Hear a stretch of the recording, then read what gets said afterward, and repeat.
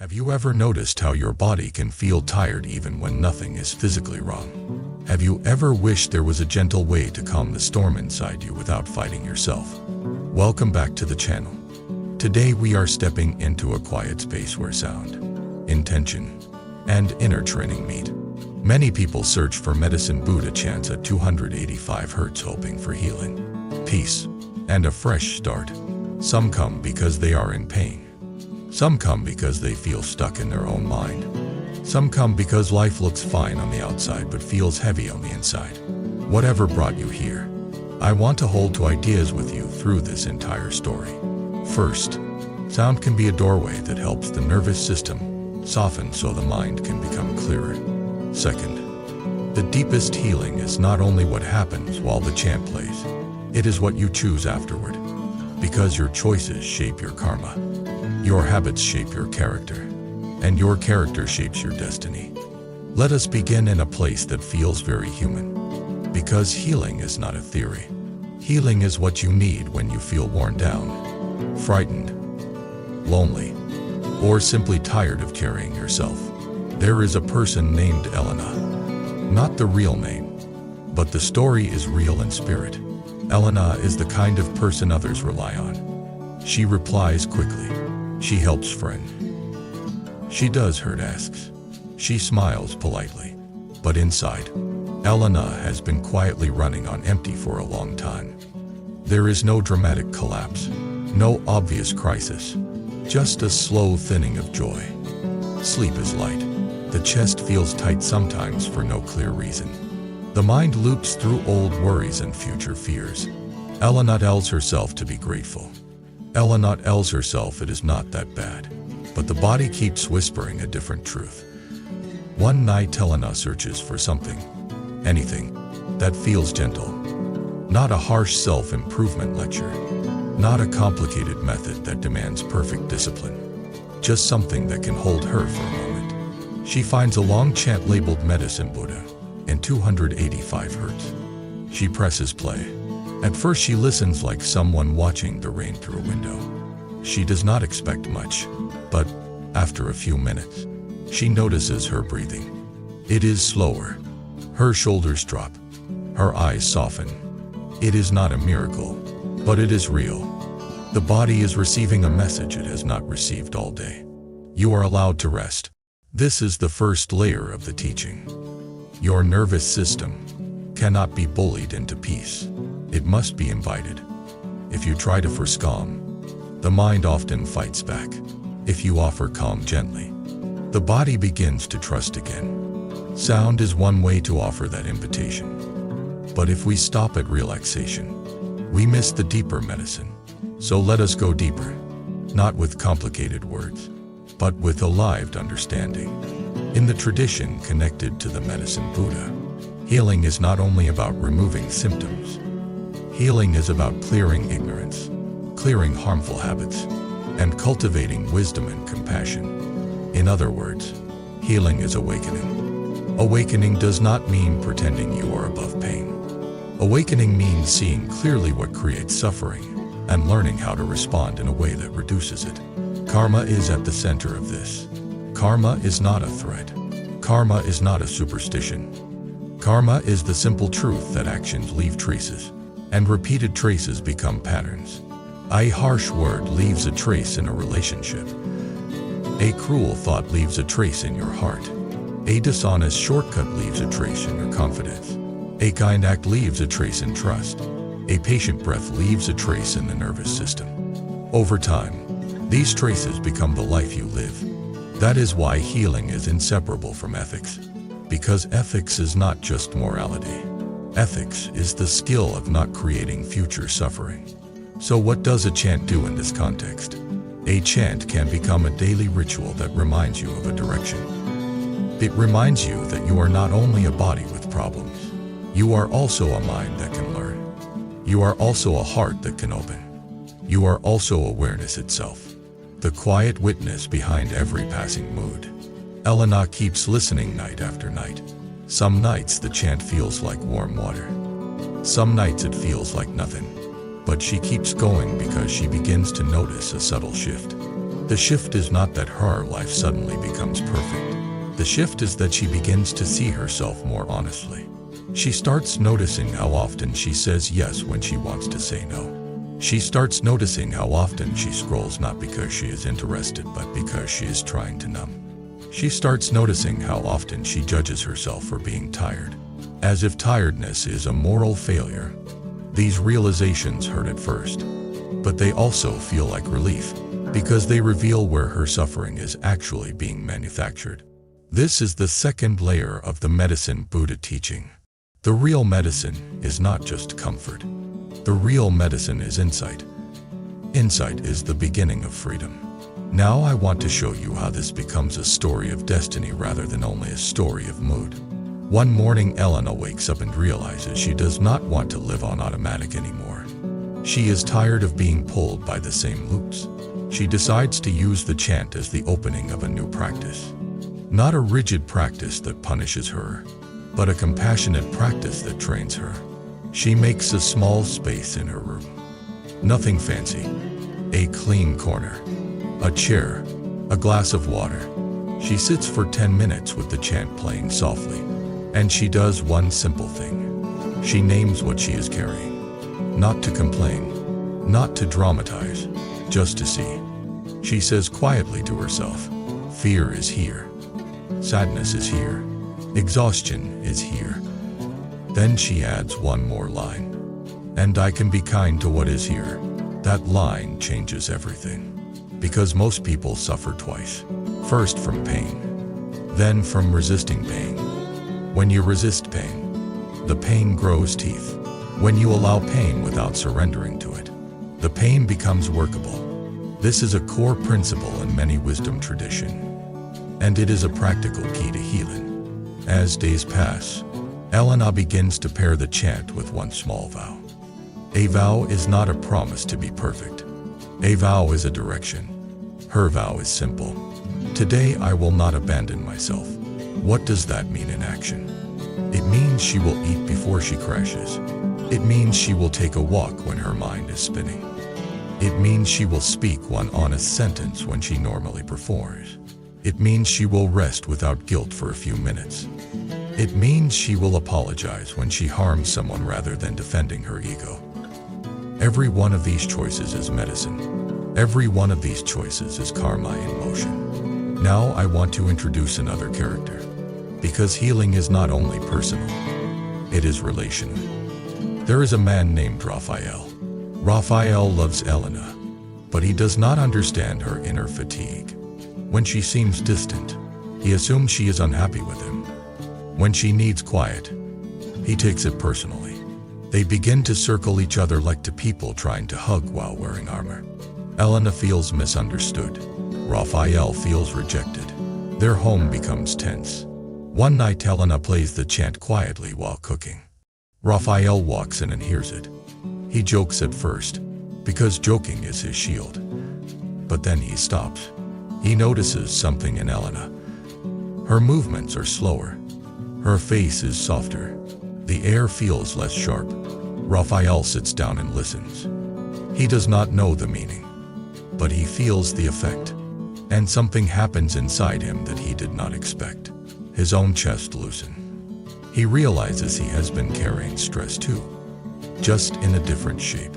He asks Elena, "Why do you listen to this?" Elena does not give a grand explanation. She says, "It helps me remember to be gentle, even when I feel broken." That sentence lands in Raphael like a bell. Remember to be gentle. He realizes he has been demanding that Elena be strong. He realizes he has been demanding that himself be strong. He realizes that their love has become a project instead of a presence. He does not suddenly become enlightened, but he becomes sincere. He says, "I want to learn how to be gentle too." This is where compassion enters, not as a nice idea, but as a healing force. Compassion is not only feeling sorry. Compassion is the willingness to stay present with suffering without turning it into blame. When Raphael and Elena start practicing gentleness, their karma together changes. Less accusation, more listening. Less score keeping, more repair. This is real healing. because much of our pain is relational. Now let us talk about the phrase healing mantra, because many people want to know what exactly is being healed. Sometimes the healing is physical. I calm our nervous system can support better sleep, better digestion, better immune function. But even when the body does not change quickly, something else can heal first. Your relationship with your body can heal, and that is huge. When you stop treating the body as an enemy and start treating it as a friend that has been trying to protect you, your inner war ends. Ending the inner war is medicine. Sometimes the healing is emotional. The chant becomes a safe container where tears can finally come without shame. Tears are not weakness. Tears are release. A heart that can release is a heart that can love again. Sometimes the healing is mental. The chant gives the mind one track to follow. So the mind stops chewing the same worries for a while. In that pause, you may notice the gap between thoughts and the awareness that observes thoughts. That gap is awakening. That gap is freedom. Sometimes the healing is moral. And this is the part many people ignore. Moral healing means you stop harming yourself and others in small daily ways. You stop lying to avoid discomfort. You stop using anger as a tool. You stop using guilt as a whip. You stop using comparison as a lifestyle. You begin to live with integrity. Integrity is the quiet peace that comes from not betraying yourself. Integrity is medicine. Now, there is a temptation in modern spiritual content. The temptation is to treat healing like a product. Press play and everything changes.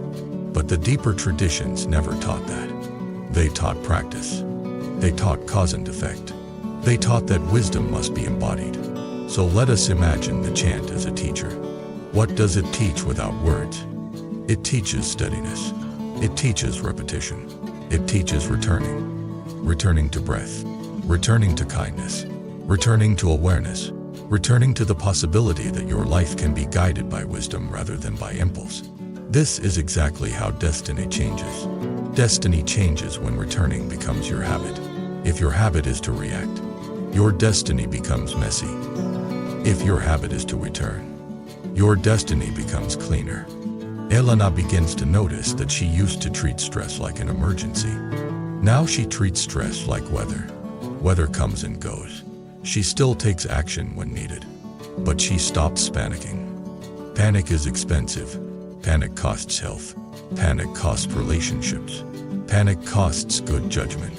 So when Eleanor reduces panic, she saves resources. Those resources become new possibilities. This is prosperity in a deeper sense. Prosperity is not only money. Prosperity is energy. Prosperity is time. Prosperity is trust. Prosperity is the ability to respond rather than collapse. Now let us go even deeper into the heart of the medicine Buddha symbolism. Because symbolism matters when you translate a chant into life. Medicine Buddha represents healing through wisdom and compassion. Wisdom sees clearly. Compassion responds kindly. When you have wisdom without compassion, you become cold. When you have compassion without wisdom, you become exhausted. Medicine is the balance. Elena realizes she has been compassionate to everyone else and unwise about her own limit. She helps until she breaks. That is compassion without wisdom. So she begins practicing wise compassion. She still cares, but she also says no. She still helps, but she also rests. She still listens, but she also asks for support. This is a major turning point. Raphael realizes he has been wise about tasks and unwise about emotions. He solves problems but avoids feelings. That is wisdom without compassion. So he begins practicing compassionate wisdom. He learns to sit with discomfort. He learns to ask, "What do you feel?" Not only "What should we do?" He learns that presence is sometimes the best medicine. Their home becomes calmer. Not perfect, but calmer. And calmer homes create calmer minds. Calmer minds create kinder speech. Kinder speech creates better relationships. Better relationships create better life outcomes. Again, not magic, cause and effect. Now I want to speak directly to you watching. Many of you come to healing content because you are in pain. You might be carrying anxiety. You might be carrying grief. You might be carrying trauma. You might be carrying loneliness. I am not going to pretend a chant replaces professional support when professional support is needed. But I will say this. A daily practice that brings you back to gentleness can be a powerful companion on any healing journey. And here is the most important part. Healing is not linear. Some days you feel better. Some days you feel worse. This does not mean you are failing. It means you are human. When you are healing, old layers come up. The point is not to never struggle. The point is to stop abandoning yourself during the struggle. This is where karmic transformation becomes real. When you are triggered, you have a choice. You can repeat the old pattern, or you can pause and choose a new response. Each pause is a new seed. Each new seed is a new future. So Elena begins to practice the pause in daily life. When she receives a stressful email, she breathes before replying. When she feels the urge to people please, she checks her body. When she feels shame, she speaks to herself like she would speak to a friend. These are not dramatic spiritual acts, but they are profound. They are the medicine of compassion applied to the mind. Over months, Elena notices that her life has more space, not because responsibilities vanished, but because she no longer adds unnecessary suffering. Her mind becomes a little quieter. Her sleep becomes deeper more often. She laughs more easily. She feels more connected. She becomes more honest. She becomes more forgiving. This is healing. Now we approach the part that creates the strongest resonance. Because many people listening to chants secretly hope to be saved from their own mistakes. Elena carries a regret, a past relationship she damaged with harsh words during a stressful season. She never repaired it. She told herself it was too late. But the chant, night after night, keeps returning her to the same inner message. Compassion, repair, wisdom, responsibility. One day she decides to write a message. Not a dramatic apology that asks for forgiveness as a reward, but a sincere acknowledgement. She writes that she was hurting and she took it out on the other person. She writes that she is learning. She writes that she does not expect anything. She only wanted to take responsibility. Then she sends it and breathes. This is medicine. This is karma cleansing. Not in a mystical way, in a human way. When you repair, you free yourself. When you free yourself, your heart becomes lighter. When your heart becomes lighter, you act more wisely. When you act more wisely, your future becomes kinder. This is how destiny changes. Later she receives a reply.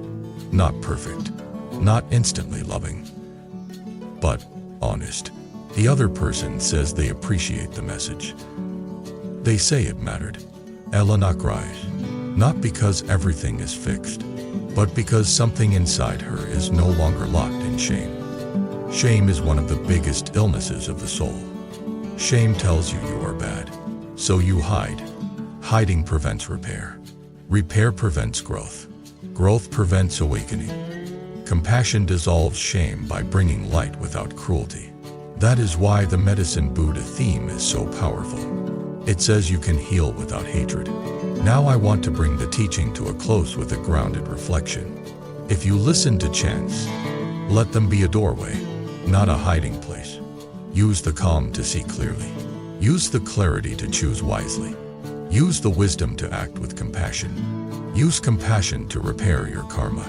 Use repaired karma to build a destiny that feels clean inside, not only impressive outside. Because the deepest wealth is not a life that looks perfect. The deepest wealth is a heart that can rest, a mind that can observe itself, and relationships that can heal after conflict. Thank you for spending this time with me today. I want you to share your own story in the comments. Have you ever used chanting, sound, or meditation to support healing? What changed for you? What did you learn about your own patterns? And if you are in a difficult season, what kind of support helps you most? Before you go, please subscribe to the channel, like the video, and leave a comment to support this space. Your support helps these long-form teachings reach more people who are quietly searching for awakening, wisdom, karma clarity, compassion, and a path of real healing.